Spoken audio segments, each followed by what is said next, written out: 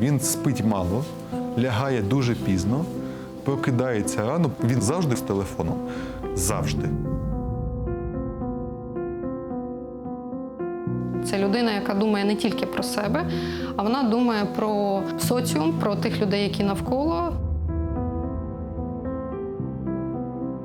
На моїх очах проходила його еволюція як людини та підприємця. Весь час, коли він комусь не пише, комусь не дзвонить, з кимось не розмовляє, він дивиться якусь політичну аналітику, військову аналітику.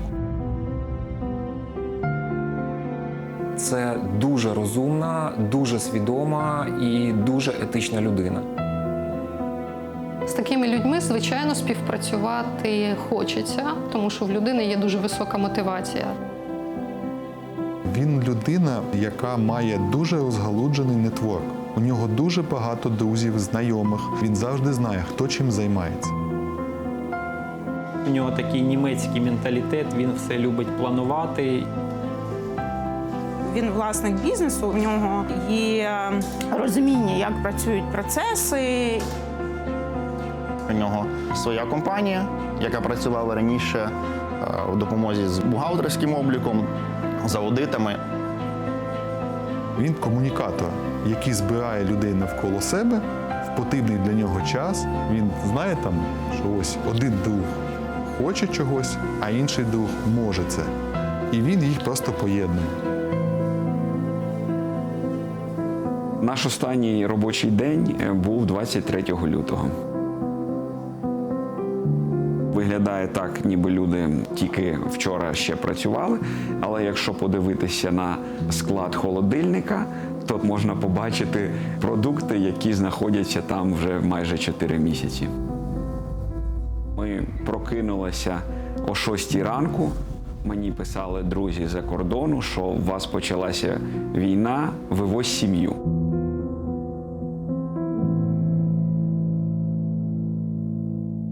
В мене звук завжди вимкнений, але була вібрація і дуже було багато повідомлень від різних людей. Тому я, власне, побачив, що щось сталося, і почав дивитися, і прочитав, зайшов там на «Українську правду» і «Лівий берег», і подивився, що вже є повідомлення, що почалася війна. Я до останнього не вірив, що ця війна почнеться, і коли вона почалася, я не вірив, що вона почалась. Тому у нас зібрані були тільки документи, якісь гроші, це лежало все в одній сумці. Але речі і все інше зібрано не було. В нас був план, що ми поїдемо до нас на дачу і будемо, скоріше за все, на дачі. У нас дача біля Макарова. І ми так і зробили, сіли, взяли Рома, брат моєї жінки двоюрідний. По суті, за 20 хвилин ми скинули в одну сумку там всі речі, які потрібні були. Здебільшого це були дитячі речі, речі для дружини. Я там взяв собі декілька комплектів білизни і на цьому все. От все, що я вдягнув на себе, я в тому ходив перші 1,5 місяці. І вже коли виходили, я пам'ятаю, що у мене майнула така думка в голові, що нам треба буде щось їсти, тому що ми не знаємо, де ми будемо там, в цю добу, там, в найближчі години. І я пам'ятаю, що я відкрив холодильник, зрозумів, що там нічого брати, я відкрив морозилку, а якраз зі своїм сином напередодні ми там насолили такого смачного, класного сала. Я думаю, так, візьму сало і хліб. Це універсально. І я взяв ще пляшку джина у мене була в холодильнику. Да. І от коли я закривав морозилку, щось вибухнуло в стороні Гостомеля, і от у мене вікна якраз виходять туди. І я це не те, що почув, я це відчув. Почали якось вібрувати шибки, скло почалося так, як трястись. Я відчув це от десь в грудях тілом. Подивіться, будинків немає частинами.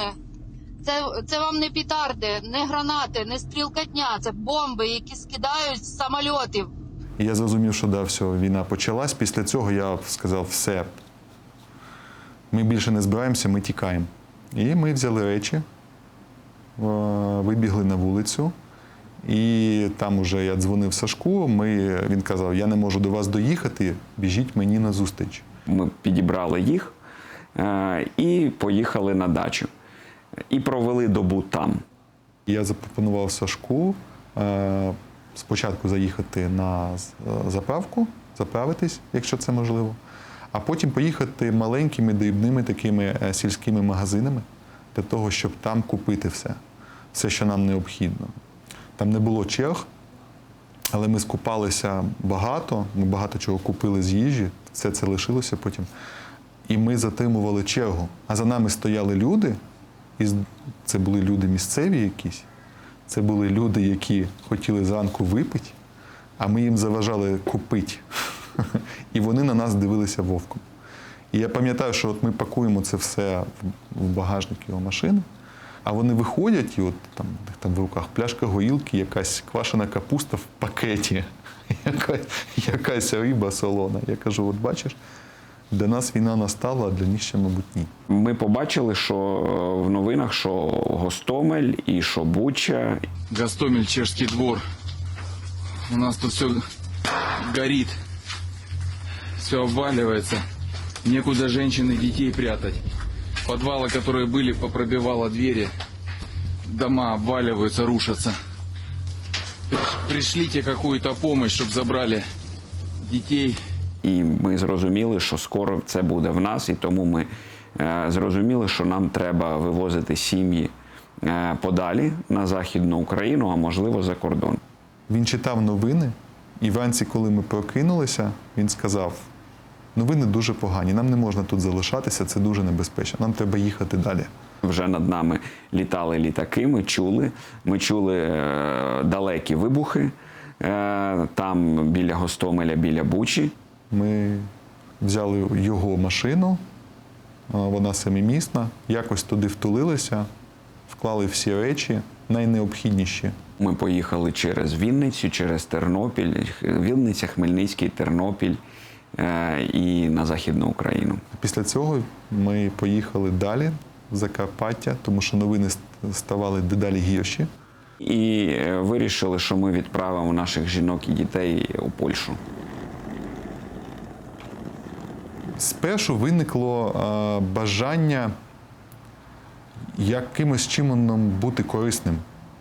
Тому що, не знаю, в мене голова працювала так, що робить. Моя звична робота, вона стала зовсім не потрібна, тому що все, Чорне море перекрито, порти не працюють, компанія закрилась тимчасово, нічим не торгує, бізнес зупинився, а значить, моя робота скінчилася. Тимчасово чи назавжди, я тоді не знав.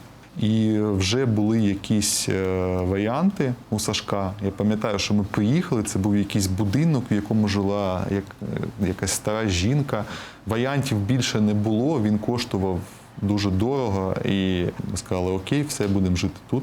І ми хостили багато людей, які там на день, чи на два, чи на декілька днів залишалися з нами, а потім ми їх відвозили на кордон, і вони їхали вже за кордон. І, власне, у цей час ми почали, коли ми допомагали евакуації, сталося так, що ця волонтерська діяльність, вона нас знайшла. Тому що до нас відразу звернулися знайомі, які сказали, що треба взяти на ЧОПі вантаж гуманітарний від угорських знайомих і друзів і привезти його до Львова, а далі він би їхав до Дніпра. Якщо врахувати, скільки коштувало навіть паливо для нашого автомобіля і для автомобіля, в який ми потім це перевантажили, то, в принципі, це все в Дніпро прибуло вже за ціною золота, можна так сказати.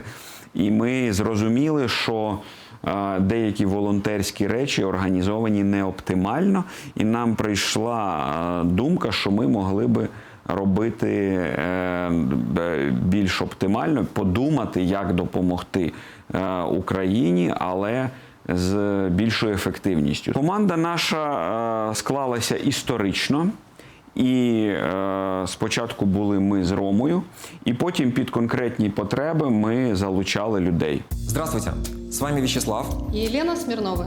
Слава, врач, я психолог. И мы хотим рассказать вам о том, кто мы и чем мы можем быть вам полезними. З Олександром ми знайомі, я гадаю, років 20 вже. Він прийшов до нас займатися з метою покращити власний стан здоров'я. Це дуже розумна, дуже свідома і дуже етична людина. І, власне, я знав його з цього боку, але коли почалася війна і я побачив, що він робить, і головне, як він це робить, для мене це стало ще досить таким приємним відкриттям щодо цієї людини. Ми з чоловіком В'ячеславом Смирновим маємо власну компанію. Наша школа – це наш найбільш такий глибокий та потужний проєкт. Ми, як спеціалісти та команда наших викладачів, ми вклали в цей проєкт все, що може провести будь-яку людину від самого початку, коли людина не розуміє причин того, що з нею відбувається, фізично чи психологічно, до стану, коли людина розуміє, що вона цілком здатна вирішити переважну кількість власних проблем або проблем оточуючих рідних або просто людей, кому вона бажає допомогти. Всі ініціативи, які довкола нас з'являються, ми підтримуємо і приймаємо участь безпосередньо і своїм часом, своєю енергією, своїми знаннями і своїми коштами. Ми співпрацюємо з дуже багатьма людьми, волонтерами, волонтерськими угрупуваннями. І є дуже багато людей, яких ми знаємо особисто, і всі ці люди, вони навколо нас таким чи іншим чином обертаються. Тобто ми разом робимо якісь проекти, ми разом діємо, ми навчаємо людей, а далі ці люди навчають інших людей. Тобто це така дуже велика спільнота. Зараз це називають ком'юніті. Ми залучали людей в Києві, ми залучали людей в Польщі. Були люди, які мали навички маркетингу і сайтів, які допомагали нам створювати Фейсбук-групу і сайт. Сашко знайшов гроші. Я не знаю там де і як, за гроші завжди відповідав він.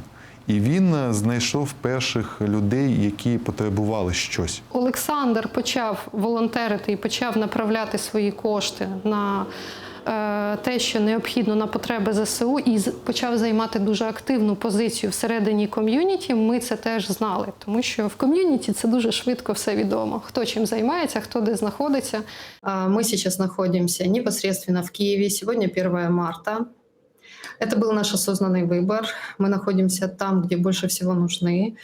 Поверьте, здесь есть куда себя применить. Линия фронта у нас тут рядышком совсем. Периодически могут возникать всякие посторонние звуки, и природу их происхождения вы можете очень хорошо понимать. У нас дуже багато знайомих, які зараз вже знаходяться в лавах ЗСУ. Ми з ними підтримуємо зв'язок і запитуємо, які в них є потреби. І якщо є ті потреби, які прямо наразі ні держава, ні якесь волонтерське угрупування закрити не може, от саме от такі потреби ми підхоплюємо. В один з таких разів виникла потреба, так як я розумію, набирали людей досить швидко і не вистачало їм навіть банальних речей. Шкарпетки, натільну білизну, там були футболки, інша білизна, були балаклави. Олександр дуже швидко відреагував, одразу миттєво, сказав, що так, зараз він підхоплює це завдання, цю задачу і бере на себе, і зараз пришле все, що знайде. Роман зробив дуже велику частину роботи по координації безпосередньо закупівель. Наприклад, ті ж футболки, шкарпетки, труси, посуд він допомагав, ті ж ліки він повністю організовував. В той же самий момент виникла потреба в одноразовому посуді. Він знову ж повністю взяв питання по одноразовому посуду на себе і закрив дуже швидко. Тоді було закуплено приблизно 17,5 тисяч наборів одноразового посуду. Це те, що ми зробили разом з Олександром період березень-квітень. Загалом ми потратили трохи більше 250 тисяч доларів. Це були, можна сказати, ближнє коло моїх персональних друзів. Це не були люди, які були залучені до благодійної діяльності. Це люди, які довіряли безпосередньо мені і з якими в мене була довга історія відносин в попередні роки. Я пам'ятаю, що ми спочатку купували ліки. Це були ліки для шпиталя, це були ліки для тероборони, для військових. І стало питання, де ці ліки можна купити. Ну, не просто там піти в аптеку, а де може якось дешевше, або купити там все разом одразу. І тут ну, вже знадобився, можна сказати, я, тому що є певні спілки там, рітейлерів України, які спілкуються один з одним і допомагають один одному. Я в такій спілці теж знаходжуся. Я зрозумів, що до війни оцей весь ритуал, тобто сніданок, обід, вечеря, це більше ритуал. А зараз, коли ти сам, з ким ділити вільний час ввечері? Ні з ким. А їсти не хочеться, тому що ти не ходиш на роботу, не бігаєш, тому одного разу вистачає. Я зараз перейняв оцю звичку у Сашка їсти раз на день. Немає зовсім ніякого бажання готувати собі їсти. Ромчик, Да, мамцю. Там прочитав новину, що по району по-вашому знов прилетіло. та наче тихо. Я поняв. Як там бабуся? Спілкуємось, мам, українською. Син лише говорить тепер українською. Слушай, я вот и по-украински не умею гомонить. А ты умеешь. Вот, у тебя получается. Слухай, ну ти ж у мене розмовляєш мовою, мабуть, найближчою до якої? До білоруської, так? Да? Да, у меня белорусская. Ну так, а все. А ти знаєш, що білоруська і українська мови однокореневими словами перехрещуються на 60%. Так що ми з тобою однією мовою розмовляємо, розмовляй, як тобі зручно. Ладно. Ладно, Давайте. вечірком набереш, так? Да? Ну як завжди, так. Да. Роман спілкувався з військовими нашими отримувачами і організовував повну закупівлю і логістику всіх речей, які ми їм доправляли. Це було багато, наприклад, снайперського приладдя, далекоміри, метеостанції, триподи, приціли і таке інше. Привіт, Ванчику, як Я зараз подзвоню дружині брату, він у Слов'янську. Я спитаю, куди краще йому перенаправити від свого перевізника посилку, а ти тоді потім скажу, куди теж перенаправиш, і де він може забрати найближче там якесь відділення, де він може доїхати. Так він от сказав, що найближче відділення – це Першотравневськ. Більше нова пошта там ніде не працює, Ваня. Дізнайся в родича, чи зробилось у нього, чи бачите він, що зробилось перенаправлення на Першотравницю? Я його спитаю, добре. Спитаю, добре. А я зараз подумаю, зараз з родичем перебалакаю теж, де краще перенаправити, він тоді завезе. Добре, Ваня. Добре, все, супер, дякую, давай. Вихідні дні, коли ми всі там були вдома, день починався з того, що я готував на всю родину такий омлет. Так що це більше така. І швидко, і зручно, і якийсь спогад про те мирне життя, яке було. Нічого, сподіваюсь, повернуться так само продовжувати. Без них ця їжа точно не така смачна. Коли звикаєш завжди їсти з кимось, то потім самому і не хочеться, тому і їси один раз на день. Ми зрозуміли, що до нас одночасно поступають запити по військовим потребам, по медичним потребам, і одночасно поступають запити, що в людей були гроші, які ми могли би задіяти для задоволення цих запитів.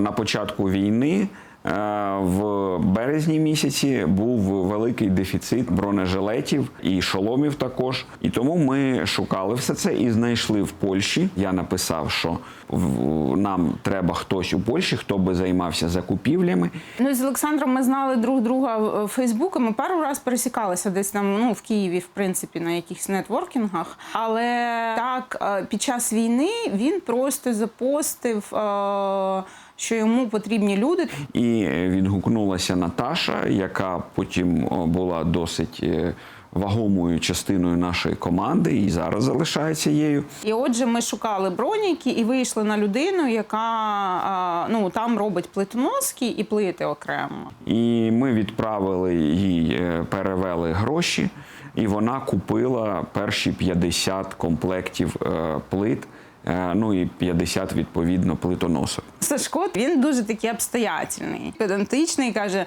так, спочатку даємо відстрілювати 10 штук. Продавці нам сказали, що це ще не є повноцінний бронежилет для умов саме війни. Там були плити і тільки carriers, тільки плитоноски і самі плити, але антирикошетного слою не було. Коли немає шару антиосколкового, антирикошетного на плиті, то її, якщо куля потрапляє у плиту, то відразу рикошет іде наверх і вниз. І це дуже небезпечно.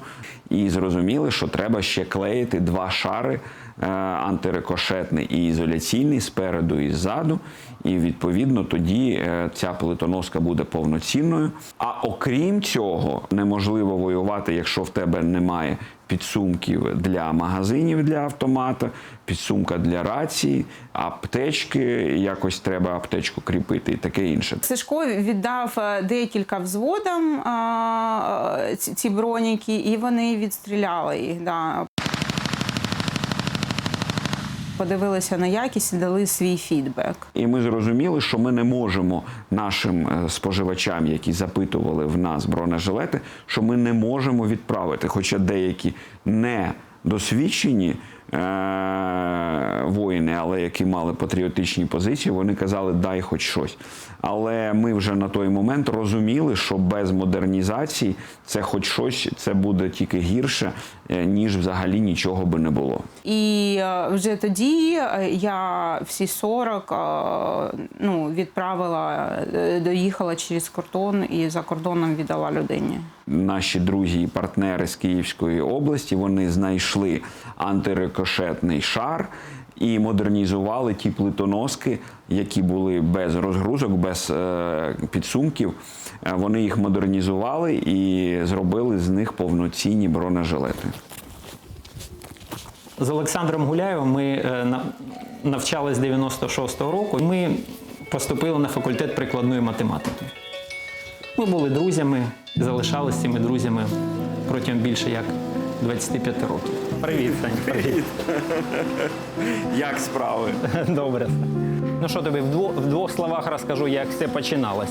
Я порахував так, що у нас в Україні більше 10 мільйонів чоловіків, які можуть взяти зброю. І в нас власна зброя є, плюс є зброя ТРО, що ми, якщо візьмемо цю зброю, всіх нас не переб'ють. З перших днів ми були в ТРО, але я менше займався там бойовою підготовкою, більше там матеріально-технічним забезпеченням. На весь Васильків, де проживає більше 55 тисяч, разом з територіальною громадою, там було зовсім кілька бронежилетів. Бронежилет був один. У секретаря міської ради, який, в принципі, не є військова людина. Я кажу, Богдана, ти можеш мені дати цей бронежилет? Він каже, звісно, можу. І ми вирішили з дружиною, що ми будемо пробувати налагодити виробництво бронежилетів. Для того, щоб пошити, потрібно обладнання і потрібно, де це обладнання поставити. Прийшли до голови селищної ради і кажемо, можете нам якось з цим допомогти? Найкращим чином підходила взагалі це шкільна майстерня або кабінет трудового навчання. Вона одразу позвонила директору школи, Володимир Степанович. Він виділив нам приміщення, ми там, трошки модернізували електрику. Колись, дуже давно, це була майстерня трудова майстерня, І, в принципі, перше, що ми знайшли, це 6 швейних машинок. Потім дуже багато людей прийшло, які були готові шити. Приходили, казали, чим вам допомогти, приносили тканину, шкіру приносили. Все, що могли, люди несли сюди. І ми бачили таке бажання перемогти, бажання захищати свою країну, що люди не схиляться не перед ким. Люди готові були віддавати останнє. Хтось там давав 500 гривень, хтось 1000. Ми були вдячні за кожну копійку. Колись прийшли до притули, він каже, можете таку плитоноску зробити? Ну, я кажу, ну давай спробуємо. І ми взяли цю плитоноску як зразок і почали її копіювати. В принципі, я скажу так, що вийшло навіть краще. Бійці кажуть, що треба одне поміняти, друге поміняти. Хтось каже, що йому щось тисне, чи на живіт, чи на груди. Я, власне, бігав і стрибав, і повністю виконували різні вправи з ними, з хлопцями з наших СТРО. Мені сказали, що є хлопці, які роблять плити, треба шити плитоноски. Була одна людина, це один майстер, він дуже добре на механіці розумівся. Він всі машини підняв на ноги, він відремонтував, замовив запчастини і зробив отаку штуку. Ань, покажи, як це працює. Ми використовуємо 1,5 кілометра стропи. Спочатку її різали, а потім обпалювали, щоб вона не розходилась. Красиво і просто, так? Воно обпалене. І не треба витрачати Тобто час, і щоб ріже, і порізати, і обпалює. воно вже все робить. Клас.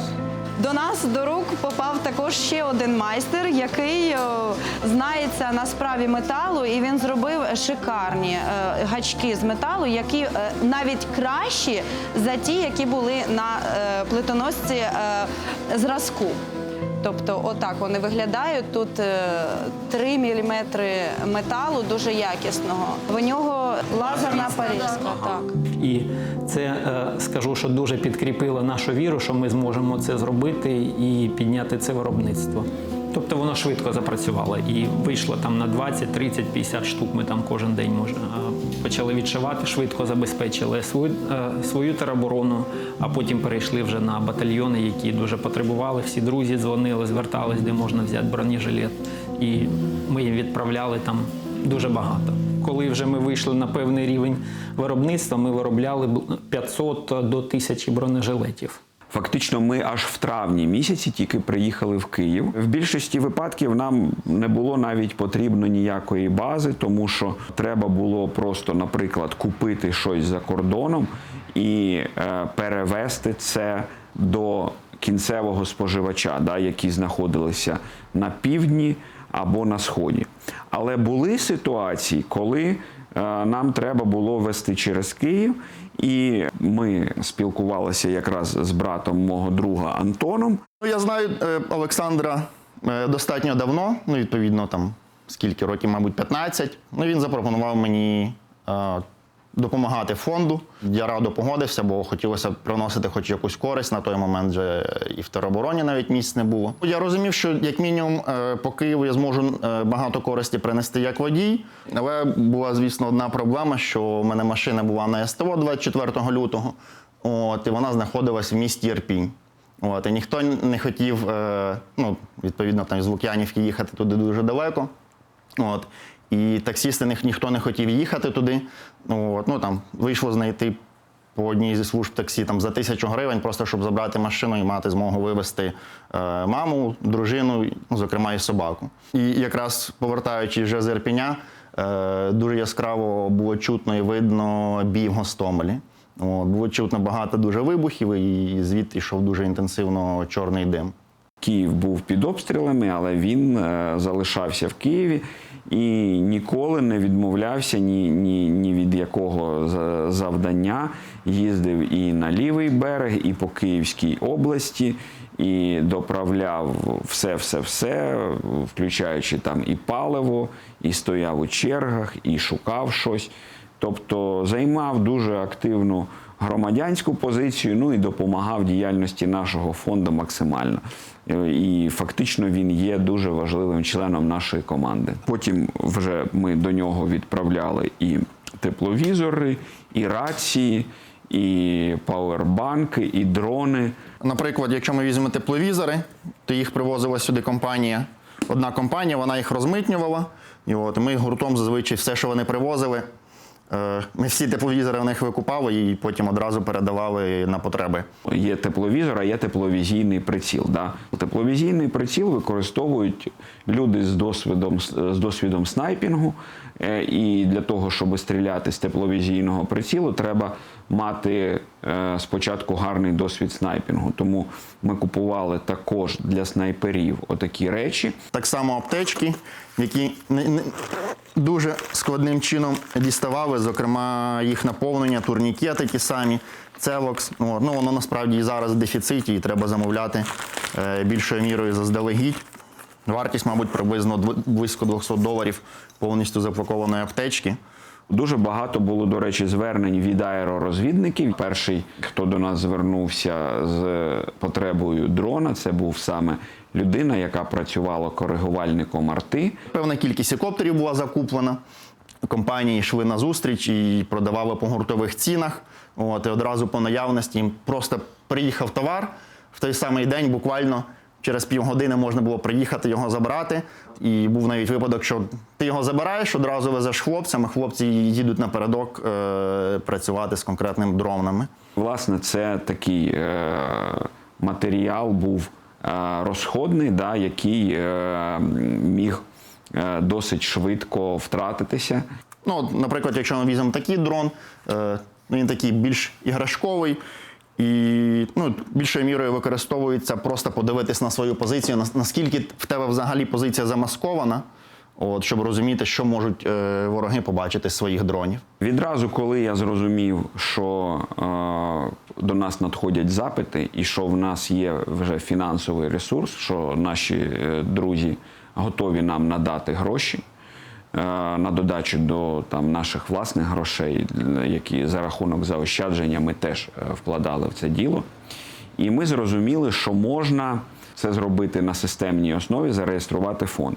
В квітні ми зареєстрували нашу організацію, назвали благодійний фонд «Героїчна Україна» і почали пробувати збирати якісь пожертви. В нас запитували пікапи, в нас запитували джипи. Звичайно, в нас не ті бюджети, щоб купувати повністю нові автомобілі, але ми намагаємося знайти живі. І от живі дуже важко знайти, і нам, окрім бусиків, які ми купували волонтерам, нам ще не вдалося знайти ніяких автомобілів живих, які би можна було доправити до війська. Є волонтер, з яким ми багато співпрацювали. Волонтер Юрій, я його знав давно, тому що він мені особисто підбирав пару автомобілів. Друзі, звернулась до мене міжнародна спільнота, попросили розказати про те, хто ми, що ми. І якось Олександр мені подзвонив, це була ще перша кампанія, каже, я хочу купити для ЗСУ генератор. Це було дуже актуально. Кажу, купимо. Олександр перерахував кошти нам, ми купили генератор, завезли на фронт, зробили фотозвіт. І Юрій – це партнер наш. Моя професійна діяльність – автомобілі. Так вийшло, було СТО, була розборка. І дуже давно ми одних з перших почали займатися автоподбором. Тобто професійною оцінкою якості автомобіля перед купівлею або продажем. І він відразу нам вказує на недоліки, які є в певних автомобілях, навіть бачачи їх по фотографії або маючи їх ВІН-номер. Дивіться, оце прилад, який вимірює товщини лакофарбового покриття. Тобто, скільки до металу у нас товщина лакофарбового. Товщина купюри, розумієте собі. Тобто це якась доля міліметра. Ось ми з вами міряємо 143 мікрони, а через товщину вже 252. Тобто товщина оцієї купюри – це майже сотня мікрон. Прибор дуже чутливий і, в принципі, неможливо так пофарбувати машину, майже неможливо, щоб ми того не помітили. В проємах має бути одна товщина, а зовні кузова інша. Для ЗСУ більше важлива комп'ютерна діагностика, фізично подивитися підкапотний простір. Тут поки що все дуже непогано. Так, зараз зробимо діагностику комп'ютерну. Подивимось, що в неї всередині в цій машині. Так, чудово. Власне, що для ЗСУ зараз головне? Це повний привід і дизель, по-перше. Ця машина бензинова, тобто вона не... але в нас вже немає варіантів дизельних, їх просто не існує. І зовсім немає помилок. Це дуже гарний знак. Я б хотів би вам зараз показати якісь проблеми, але їх просто немає. Дуже непоганий варіант. Будемо забирати. Це наш склад. Нас сюди безкоштовно запустила організація волонтерська «Мавка». Запустила, бо ми мали потребу негайно десь розмістити свою допомогу. Допомогу, яку нам надали, в даному випадку, Нідерланди.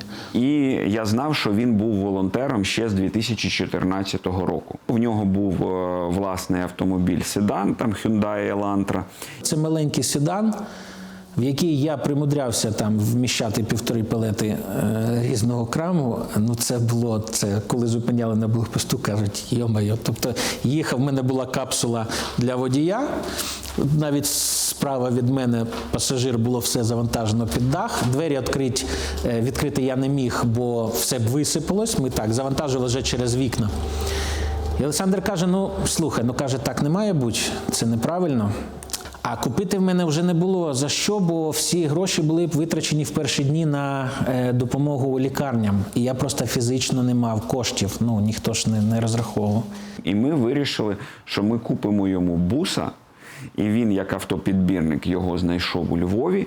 Я, чесно вам сказати, я цього не очікував, від слова зовсім. Для мене це був трохи такий емоційний шок. Але, звичайно, я погодився. Як тут не погодитись? Тим більше, що ми це робили, це спільна справа, скажімо так. Була Олександра моя. Юрій, він такий тревелінг-волонтір, тобто він їздить по багатьом точках. Він їздив між Львовом і Києвом, їздив на Харків, їздив на Дніпро, їздив кудись на схід, в багато точок. І, власне, в перші же 1,5 місяці роботи цим Сітроеном я замінив оливу 3 рази. Щоб ви просто розуміли собі пробіги цієї машини. Вона просто не зупинялась. Тобто ми були усюди. Тільки пройшла деокупація, в перших же днях ми були в Бучі, ми були в Ірпені, ми були в Гостомелі. Тут не розстрілювали, видно, просто, щоб поубирали трупи.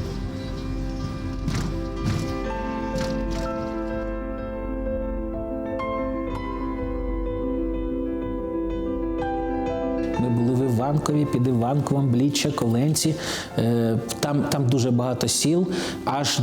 В мене телефон вмикав білоруську мережу, бо ми були прямо під білоруським кордоном. А коли ми їздили по деокупованих селах, то люди цілували хліб. Люди 1,5 місяці сиділи під орками без світла, без води, без нічого, без їжі. Тобто люди цілували хліб.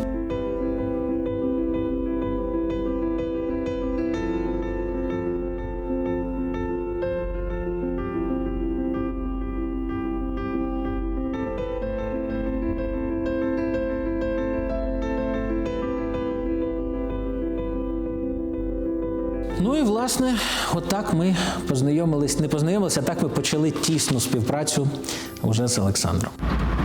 Ця машина приїхала з Великобританії, її ми підібрали, довго підбирали, мабуть, цілий місяць. Моє завдання було знайти його. Тобто у нас була велика кількість людей в Германії, в Нідерландах, в Польщі, в Литві. Тобто люди надсилали варіанти. Я їх дивився, наскільки я можу зрозуміти дещо по фотографії. Ми замовляли перегляд пробігів, можливе ДТП замовляли через офіційні сервісні центри. В підсумку ми купили машину в Британії з правим кермом. А це машина, на якій командир буде їздити між різними позиціями в межах однієї області.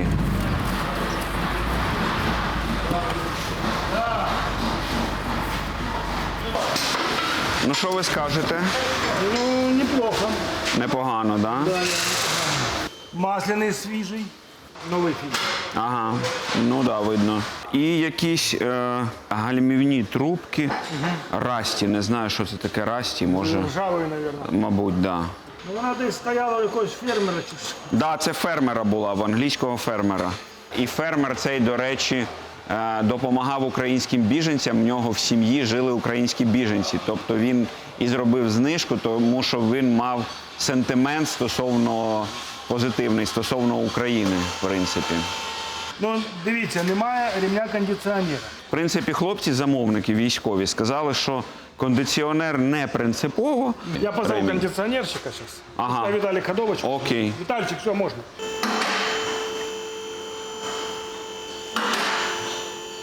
Це в Донецькій області, де, і вони сказали, що в принципі... Краматорськ, тебе домой їде. Да, ну можна. Краматорськ їде. Ну не в сам Краматорськ, а Правильно. Бахмут, Я понял. Селідове, Курахове, от десь в такі райони. Цю резину треба обов'язково замінити, так? Да? Вона потріскана. Ага, Якщо на осінь піде, то це не резина, це буде... я зрозумів. Ну треба, коротше, беушну, але класну резину купити, правильно? Да. Коробка з турнікетами в мене є одна, яка з Великобританії прибула. Ладно, давайте я потім перезвоню, бо я зараз не можу розмовляти просто. Якщо один потік, то треба міняти оба. І ви бачите, що він тече, так? Да? Да, от. Ага. Вологий. Поняв. Масло. Поняв. Стойки стабілізатора і втулки стабілізатора. І маятник. Ага. Ну, було б непогано, якщо б вдалося під ключ зробити швиденько і щоб воно вже поїхало, бо хлопці на сході чекають. Може його в якийсь матовий колір? У нас недавно Авео тут покрасили повністю матовим цветом. Даже и фары, я говорю, фари зачем? Ні, фари не треба. Тоді краще, мабуть, її поки забрати. Хорошо. І будемо дивитися по запчастям. Ну, значить, тоді ми сьогодні ввечері зізванюємося і який результат. А поки ми забираємо машину. Да. Хорошо. Окей. Спасибі велике. Будь ласка. А ще в нас є інший партнер Валера. Значить, Лерік – це різні відправлювачі. По всім цим коробкам, значить, треба звіт. Оце з Лондона 27 турнікетів. Це їде до кінця в Донецьку область. Знеболюючі, це в Польщі хлопці зібрали. Їм треба окремий звіт з отим, то, що на передньому сидінні стоїть. Фонд у Лондоні вимагає, щоб був саме звіт з цими аптечками. Оця коробка. Привіт. Вау! Ну, от я думаю, що кілограм 5 сала з'їдять аж бігом. Доброго дня. Неждано, негадано. Зараз ви бачите Лену Смірнову, яка є однією зі співголів школи здоров'я, йоги і таких інших речей. І от всі ці люди, власне, є учасниками цієї школи, до якої також належу і я. Від нашої секти стільки людей, що просто нікуди ставити. Це вони самі закуповували, пекли. Закрутки, сало, мед, випічка. Також вони роблять, діти, в тому числі, різні сувеніри, малюнки. А що це за вишивка така красива? Це поджопники і інші такі речі, які можуть піднімати бойовий дух наших воїнів. Це майже по 200 баксів аптечка. Тут є і оклюзійні, і турнікети, СОФ, і оклюзійні, і все-все. Ми передаємо тактичну медицину. Це аптечки, це окремо турнікети, як один з ключових елементів аптечки. В общем, це, Лерік, це твоїм друзям, то, що ти казав. Дякую. А також машину, да. От машину привіз зараз я, і от люди, яким ми веземо цей пікап, він саме зараз сказав, що в нього пробитий шолом, і йому треба шолом. Каже, в мене є офігенний артефакт війни. В нас же шоломи є. Здоровий. В мене було в цьому пікапі декілька шоломів, і ми прийняли рішення, що ці шоломи також поїдуть, і він собі вибере, бо в нього L або XL шолом, щоб він мав можливість вибрати.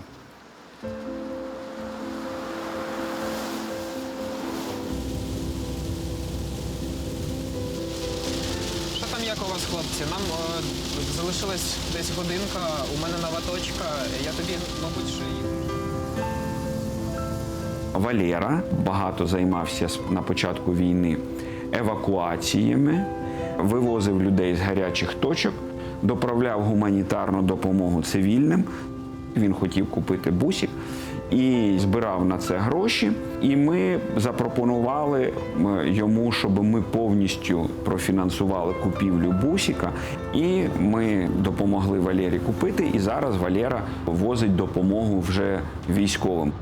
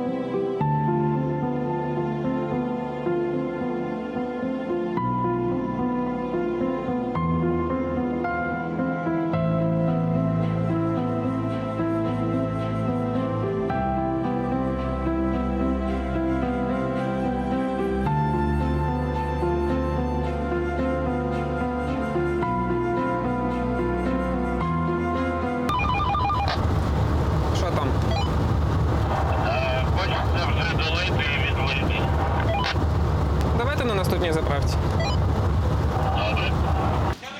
Добрий день, можна третю на повну, а я зараз через приложення. Можна у вас доправитися?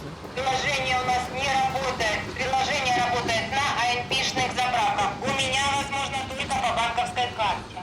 А якийсь чек ви дасте мені, так? Я дам только, знаете как? Выдано, да. Окей, все, давайте, скільки мені потрібно? 545,60. 550, да?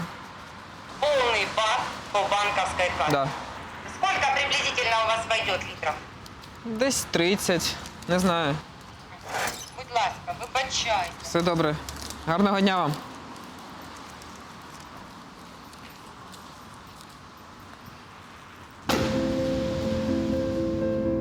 Проснувся, коли почали ПВОшки збивати від хлопків. Я живу на Позняках, там дуже гарно було чути і видно і в перший день, і в другий день. Потім ми думали, що робити, їхати з Києва, не їхати з Києва. На наступний день нам друзі подзвонили, у них маленька доця, і вони живуть на Хрещатику. І попросилися до нас, бо вважали, що там може бути небезпечно з малишкою. І вночі прямо над Осакарками ж тоді збили ракету, вона кудись впала там в частний сектор. І ми десь о 3-й чи о 4-й проснулися від такого зарява. Воно всіх перелякало. І прийняли рішення на наступний день кудись все ж таки з Києва поїхати. Теж була дуже непроста дорога, всі в паніці, дуже по дорозі багато ДТП, причому таких серйозних, тотальних. Корки були страшні, ми їхали по встрічці по Житомирській трасі, ще тоді мост не підірвали. Друзі хотіли поїхати десь на Західну Україну. От. Ми думали, що ми за день доїдемо, а насправді ми за день доїхали єлі-єлі до Новоград-Волинського, вже вночі туди приїхали. Ми забазувалися у друзів в Чернівцях, пройшло кілька днів, я зрозумів, що просто так сидіти не дуже можу. Серед друзів багато хто був в теробороні київській. І я знав, що тут є великі потреби у ліках, а я почав організовувати просто діяльність по збору медикаментів в Чернівцях. І ми почали збирати велику купу і саме того, що було потрібно. Але на той момент ніхто не хотів вертатися в Київ, бо всі були перелякані. А я вирішив, що мені з цим норм, і просто почав їздити. Тобто план був такий, що туди відвозити медикаменти.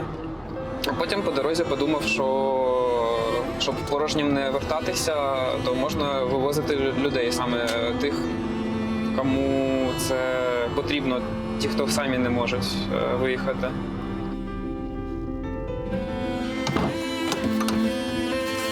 Що, хлопці, шпиталь?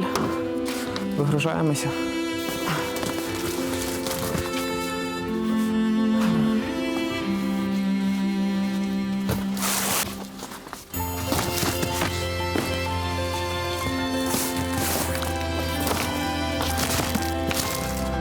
Поїхали далі.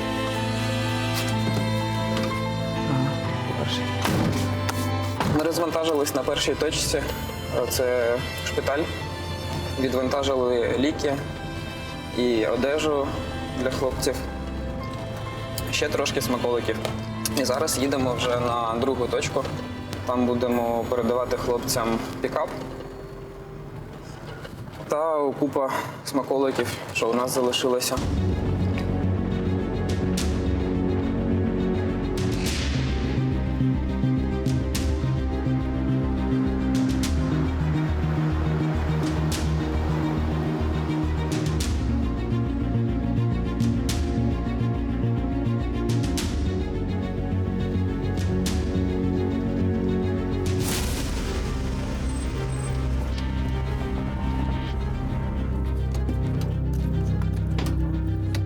Ось це.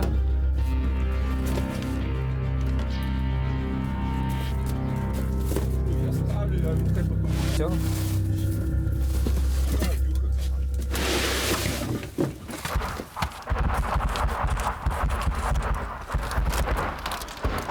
Це виходять. Поки свисту нема, це нормально. Коли буде свист, тоді вже плохо. А що робити, коли свист? Падаєш на землю, прижимаєшся до землі, закриваєш повністю шию, скрещуєш ноги. Або в підвал. Хлопці, і тримайте ключі від машини, нехай користь приносить. Дякую.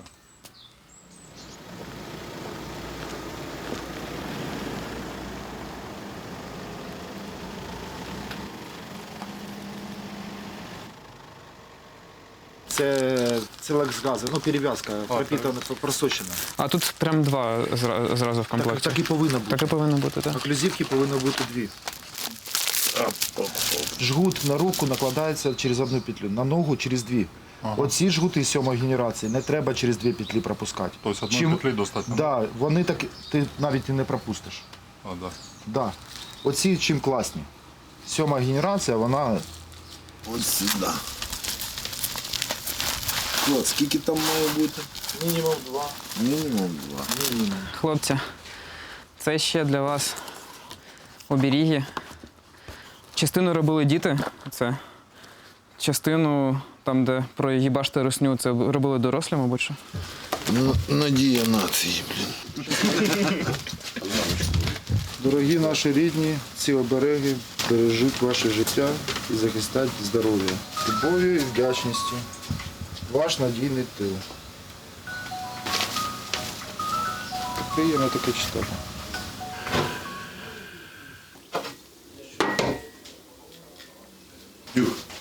Ага. Дідька ви Ну, на смак попробуйте. Може комусь, то я на стіл поставив. Це таке, в тебе все добре? Ну і слава Богу. Та війна, блін, стріляють, штани мокрі. Ні, цього разу від роси.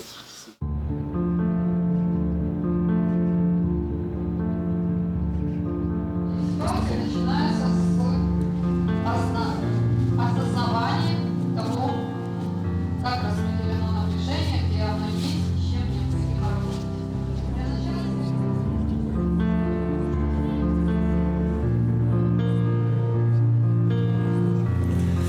Так, хорошо. Ну что, давайте начинать. Сразу стараемся выстраивать правильное дыхание.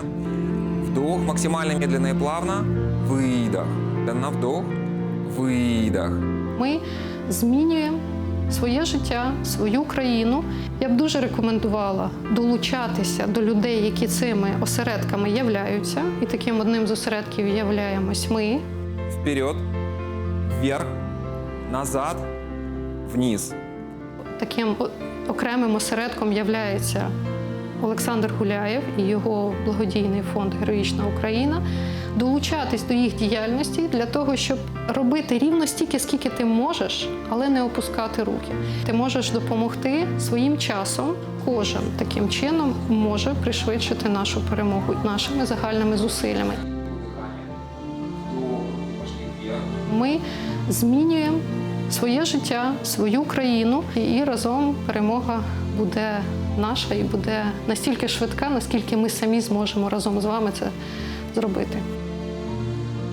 Мы создаем пространство, мы позволяем всему свободно возникать, разворачиваться и исчезать. Я вірю, що Україна переможе. У країн цивілізованого світу є ресурси і є розуміння, що треба допомагати Україні, тому що це в їхніх власних інтересах.